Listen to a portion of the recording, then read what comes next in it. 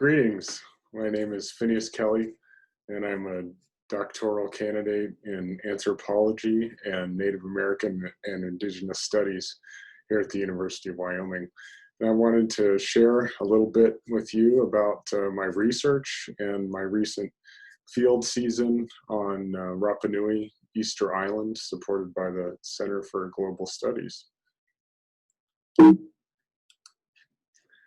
So my work really began with my master's degree, and during my master's degree in anthropology, I came across a problem that just wouldn't let go, essentially. We all know about the rapid loss of our plants, animals, and wilderness, but few of us are aware of the parallel and perhaps more rapid and equally devastating extinction of our planet's human cultural diversity. In linguistic circles, the fact that 90% of the world's languages will be gone by the end of the 21st century, and that every 2 weeks another language and its culture become extinct, is widely known. Of all known extinct languages, 35% have died since 1960, and new studies have also shown that language and culture loss are directly linked to the loss of our global biodiversity.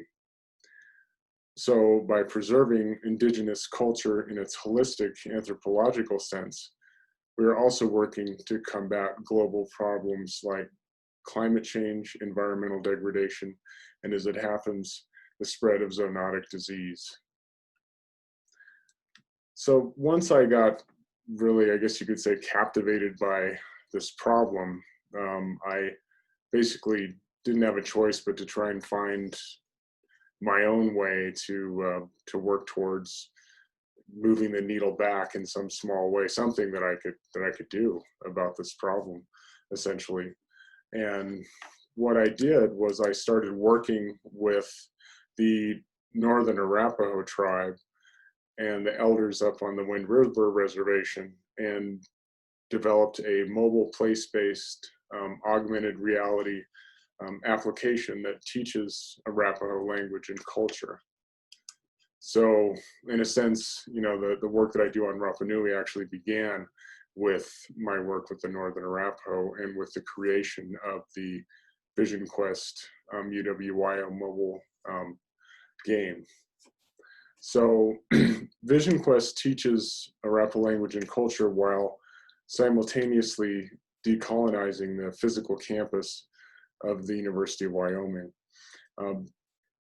Users take the game via mobile phones or devices, and they walk around the University of Wyoming campus, and through AR and also through gamified interaction with characters within the game, they learn aspects of Arapaho culture and basic aspects of Arapaho language, and interact with characters that bring the physical campus of the University of Wyoming alive in a different way, and also foreground the fact that the actual land that we sit on in the university campus was originally Arapaho land and Arapaho territory.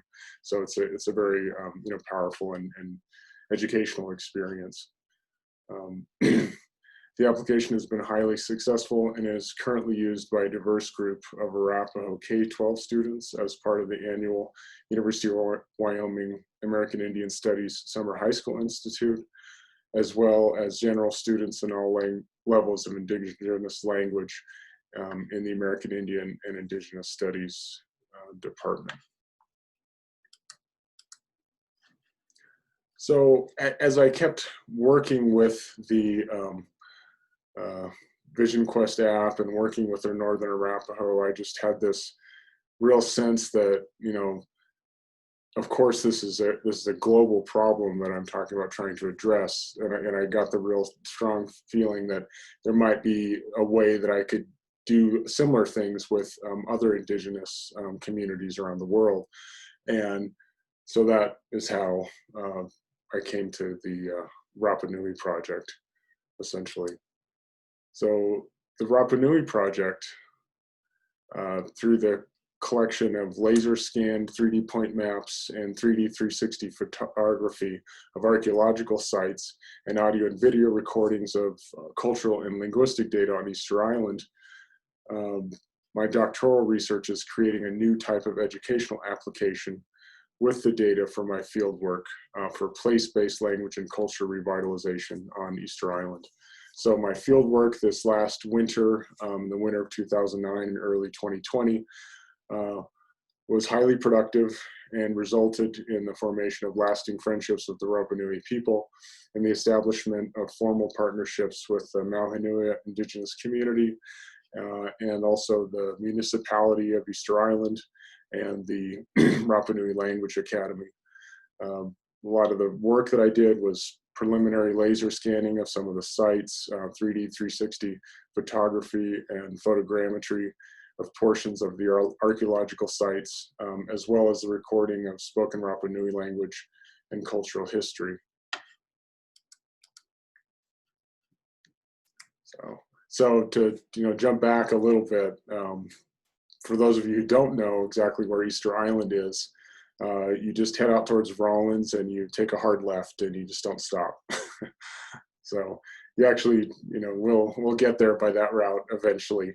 But Easter Island, as you can see in the map here, is part of the Polynesian Triangle with Hawaii to the north and Aotearoa, New Zealand, down to the southwest, and then Rapa Nui back over here closer to continental Chile.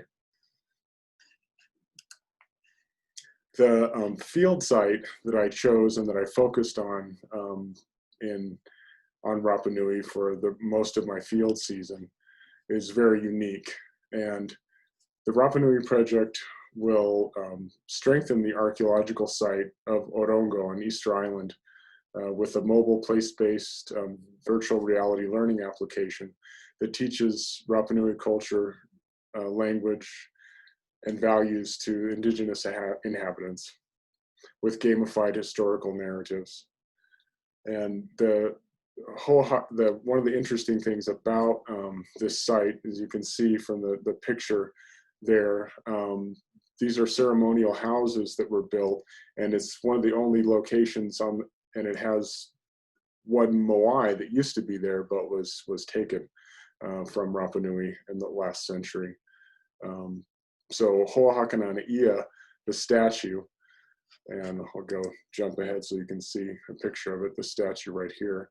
Ho'ohakanana Ia was stolen from inside one of these houses right back here, right behind this one, one of these circular pit houses. It was stolen from that pit house in November of 1868 by the crew of the British naval ship, the HMS Topaz. And so,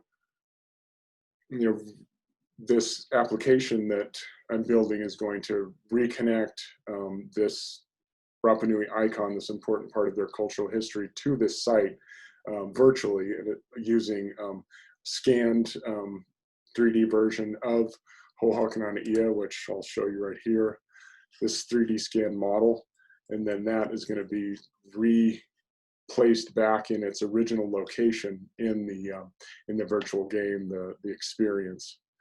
So Easter Island is really unique because it's the most isolated, continually inhabited island in the world, and represents, as I touched on earlier, the eastern geographic and cultural edge of Polynesia. And while it's best known for its iconic moai statues, the island is also home to unique and lesser known archeological sites, specifically the Orongo site. And these sites came kind of into more use after the collapse of the classic moai period.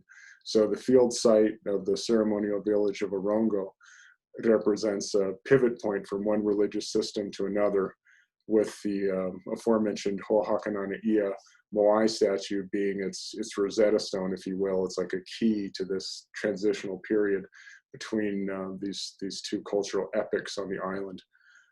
Unlike any of the nearly 1,000 other moai statues which cover the island, Ho'ohakanana Ia has birdman and other petroglyphs covering its back, and you can see those a little bit in this 3D scan here on the back. So The other moais, as you might have seen in documentaries and photographs, are clean on the back. They don't have all that reworking on the back of the statue.